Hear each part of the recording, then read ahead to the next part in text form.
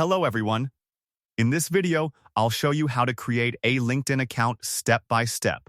Download and install the LinkedIn app from the Google Play Store. Open the app on your phone. Once the homepage loads, click on the Join Now button. Now, enter your email address or phone number and then create a strong password for your account. After that, click on the Agree and Join button to continue. On the next page, enter your first name and last name, then click Continue. LinkedIn will now ask for some basic information like your location, job title, or whether you're a student. Fill in the required details and click Next. Add your education, work experience, and skills to complete your profile. You can also start connecting with people, following companies, and exploring job opportunities. And that's it.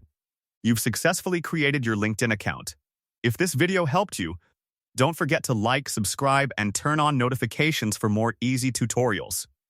Thanks for watching, and I'll see you in the next one.